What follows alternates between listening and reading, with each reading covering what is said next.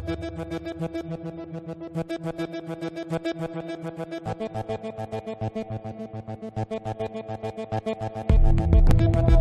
Mask They Wear, written by H. Paul Cote, read by Tony Smith.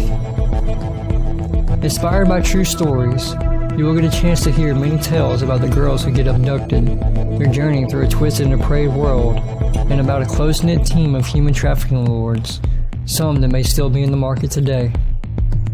Within days, a young girl can be abducted, prepared for shipping, and conditioned for selling, put on the auction block, and shipped to secluded areas far around the world, never to be seen again by their family.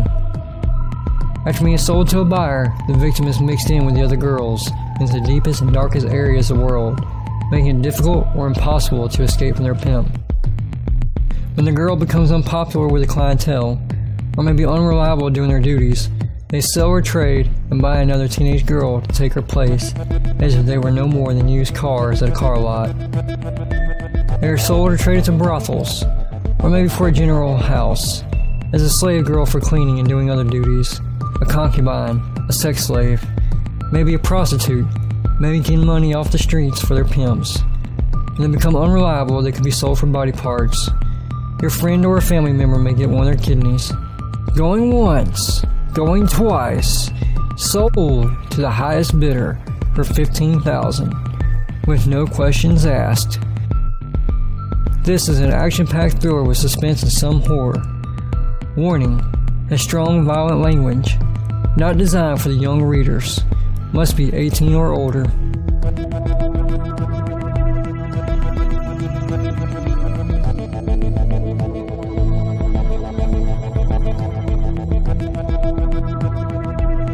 Here's a page out of the book. Dr. Novak looks out the port window as his plane lands at the Miami airport. He can tell it's a misty morning and can hear the tires screech against the runway. He can't wait to depart from the plane. As he steps off the plane into the enclosed walkway, he can feel the fall coolness against his skin coming in from the opening. He glances at his watch. The excitement is eating at him. I only have a couple hours till I meet up with a real estate agent to see my new beach house. He walks through the large double doors airport and notices the airport lounge to his left. Why not kill some time with a couple of drinks? Entering the lounge, he looks around and notices a young couple sitting at the table in the corner, kissing and fondling one another. Lucky dog, I'd like to join them. Excitement building inside him as he stares at them. He takes a seat at the bar where he can continue to watch them, hiding his oncoming erection. Breaking his attention from the couple for a moment, he looks around for the bartender, who is nowhere to be found. Maybe he's in the back? So he returns his attention to the couple and watches as the man's hand goes under the table and under the woman's skirt. Lost in his own excitement, he doesn't hear the bartender approach. "What can I get for you?" she asked. "Red-headed slut in a cup," he replies. She cocks her eyebrow. "Never heard of it, but if you tell me what's in it, I will whip it up for you." "Oh, it's pretty simple. You just take some peach schnapps, add a little bit of Jägermeister, and cranberry juice. The dark red is the best. And a little bit of ice. Then you shake it, and there you have it. Now, do I get a discount for telling you that secret?" "Well now, guess you learn something new every day, don't you? They should miss this drink together." "Yeah, I guess we do. Where's your accent from? I love it."